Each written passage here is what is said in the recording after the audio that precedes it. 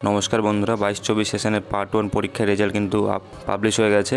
আমি কিন্তু টেলিগ্রাম চ্যানেলে আপডেট দিয়ে দিয়েছিলাম, তো সেই নিয়ে বিস্তারিত ভিডিও কিন্তু এখন তোমরা দেখতে পাবে। তো দেখো, ভিডিও ডেসক্রিপশন বক্সে একটা লিঙ্ক পেয়ে যাবে, সেই লিঙ্কে ক্লিক করে তোমরা কিন্তু তোমাদের যে রেজাল্ট সেটা দেখতে পারবে, যে তোমাদের যে রেজিস্ট্রেশন নাম্বার, তোমাদের রোল নাম্বার, এই সমস্ত জিনিস দেওয়ার পরে তোমরা তোমাদের রেজাল্টটা দেখতে পারবে। তো তোমাদের রেজাল্ট আশা করি যাদের ভালো হয়েছে, সকলের প্রায় ভালো হওয়ার কথা, কিন্তু যাদের রেজাল্ট আশানুরূপ হয়নি, অর্থাৎ যারা হয়তো এনসি পেয়েছো, তোমরা এখন কী করবে? তোমরা যেটা করবে সেটা হচ্ছে তোমাদের কলেজের সঙ্গে যোগাযোগ করতে হবে, কারণ তোমাদেরকে কিন্তু পিপিআর বা পিপিএসটি করতে হবে।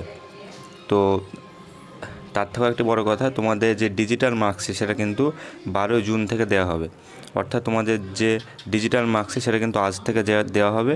তো তোমরা কিন্তু তোমাদের কলেজে গিয়ে যোগাযোগ করো, তোমাদের ডিজিটাল মার্কশিট কিন্তু আজ থেকে দেওয়া হবে। এবং তোমাদের যে পিপিআর বা পিপিএসের যে প্রসেস সেটাও কিন্তু 12 জুন থেকে শুরু হবে, অর্থাৎ আজ থেকে শুরু হবে।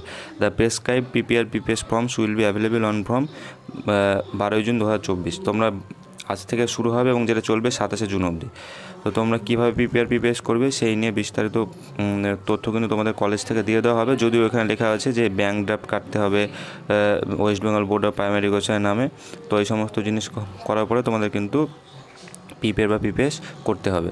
তো সংক্ষেপে বলে দিয়ে যে মেন বিষয় সেটা হচ্ছে যে তোমাদের পরীক্ষার রেজাল্ট কিন্তু প্রকাশিত হয়েছে। তো তোমাদের যে ডিজিটাল মার্কশিট সেটা কিন্তু 12 জুন থেকে দেওয়া হবে, এবং তোমরা যারা এনসি পেয়েছো, তো তোমাদের যে পিপিআর বা পিপিএসের ফর্মটা সেটা 27 জুন থেকে, মানে 27 জুন অবধি চলবে, অর্থাৎ আজ থেকে শুরু হবে পিপিআর বা পিপিএস করা, এবং যেটা চলবে 27 জুন অবধি।